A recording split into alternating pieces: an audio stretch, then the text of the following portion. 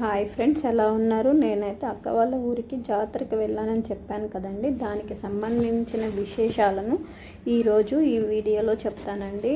ఆ ఊరిలో గ్రామ దేవతకు సంబంధించిన ఒక స్టోరీ ఉందండి. చాలా బాగుంది వినడానికి కూడా. దూలిపూడి గ్రామం చుట్టూ 15 ఊర్లు ఉంటాయని చెప్పాను కదండి. ప్రతి ఊరిలో ఒక చిన్న గ్రామ దేవత టెంపుల్ ఉంటుందండి. ప్రతి ఒక్కరూ ఉదయం పూట అక్కడ పూజ చేసేసుకుంటారు. ఈవినింగ్ మెయిన్ టెంపుల్కి వెళ్తారండి. ఆ టెంపుల్ వచ్చేసి ధూళిపూడిలో ఉంటుంది. జాతర అంతా నైటే జరగడం వలన నేను నైటే వీడియో తీశానండి. మెయిన్ టెంపుల్ వచ్చి ధూళిపూడిలో ఉంటుంది. అమ్మవారి అత్తగారి ఊరు, అమ్మగారి ఊరు పక్క పక్కనే ఉంటాయండి. అమ్మగారి ఊరు వచ్చి కాతుళ్ళవారిపాలెం, అత్తగారి ఊరి పేరు వచ్చి కొలగానివారిపాలెం. అమ్మవారి ఘటంకొండని తల మీద పెట్టుకొని ఊర్లన్నీ తిరుగుతూ ఉంటారండి. అలా తిరుగుతున్న టైంలో అమ్మగారి ఊరు అండ్ అత్తగారి ఊరు రెండు పక్క పక్కనే ఉండడం వలన అమ్మవారు అత్తగారి ఇంటికి వెళ్ళడానికి ఇష్టపడదంటండి. అత్తగారి ఊరి కన్నా అమ్మ వాళ్ళ ఇంటికి వెళ్ళడానికే ఇష్టపడుతుందట. వినడానికి బాగుంది కదండి. ఎందుకంటే జనరల్గా అమ్మాయిలు కూడా అత్త వాళ్ళ ఇంట్లో ఉండేదానికన్నా అమ్మ వాళ్ళ ఇంట్లో ఉండడానికి చాలా ఇష్టపడతారు. దీన్ని బట్టి మనకేం అర్థమవుతుందంటే దేవతలు కూడా అమ్మ వాళ్ళ ఇంటికి వెళ్ళడానికే ఇష్టపడతారు. వాళ్ళు కూడా ఏమీ అతిథులు కాదు అని మనకు అర్థమవుతుంది. అన్ని ఊర్లు ఘటంకొండ ఎత్తుకొని తిరుగుతూ ఉంటాయండి. కానీ ఇక్కడ ఒక ఊరు మాత్రం సిరిపోతు అనే బొమ్మని ఎత్తుకొని జాతర చేస్తారండి. ఆ ఊరి పేరు కారింగపాలెం. ఊర్ల పేర్లు చాలా డిఫరెంట్గా ఉన్నాయండి. నాకు అర్థం అవడానికి కూడా చాలా టైం పట్టేసింది. సో నేను చాలా గుర్తు పెట్టుకొని ఈ స్టోరీని చెప్తూ ఉన్నాను. ఇలా ఊరు మొత్తం ఘటంకొండ ఎత్తుకొని తిరుగుతూ ఉండాలండి. చూసారు కదా, అదేనండి సిరిపోతు అంటే. ఆ సిరిపోతు ఎత్తుకొని టెంపుల్ ముందు మంచిగా జాతర చేస్తారు డ్రమ్స్ వాయిస్తూ. ఆ మ్యూజిక్కి మనకు కూడా డ్యాన్స్ చేయాలనిపిస్తుందండి, బట్ చేయలేము, ఆగిపోతాము. ప్రతి ఊరిలో గ్రామ దేవతలకు సంబంధించిన జాతర చేస్తూ ఉంటారండి.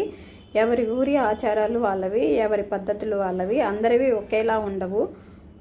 మనం చూసి తెలుసుకోవడం చాలా బాగుంది. ఇదేనండి టెంపుల్. మెయిన్ టెంపుల్ వచ్చి ధూళిపూడిలో ఉండిద్దని చెప్పాను కదా. ఇదేనండి ఆ టెంపుల్. చాలా చిన్నది బట్ చాలా బాగుందండి. ఎవరికి వాళ్ళు వచ్చి దర్శనాలు చేసేసుకొని వాళ్ళు వెళ్ళిపోతూ ఉంటారు.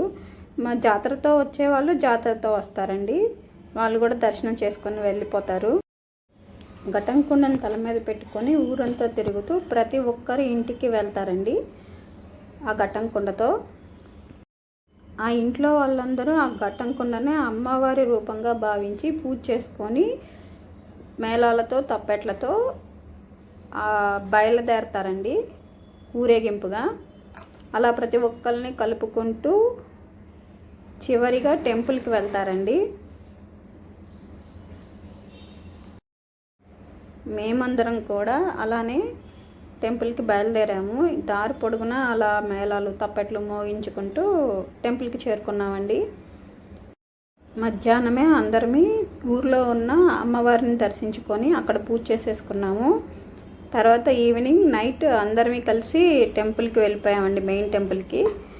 టెంపుల్ చాలా బాగుందండి. జాతర అంటే ఎక్కడెక్కడి నుంచో అందరూ వచ్చేస్తారండి ఊర్లో జాతరలకి. ఎవరైతే ఘటంకొండ ఎత్తుకుంటారో వాళ్ళు గుడి దగ్గరికి ఎంటర్ అవ్వగానే చాలా ఫాస్ట్గా పరిగెత్తుకుంటూ వచ్చేస్తారండి. గుడిలో ఒక చిన్న గుడిసె ఏర్పాటు చేసి ఉంటుందండి గుడి ప్రక్కనే. ఆ గుడిసె చుట్టూ ప్రదక్షిణలు చేస్తూ చివరిగా ఆ గుడిసెలోకి ఘటంకొండ తీసుకొని వెళ్ళిపోతారటండి. అలా వెళ్ళిపోయిన అతను ఆ గుడిసెలోనే ఆ ఘటంకొండని పెట్టేసి బయటకు వస్తారు.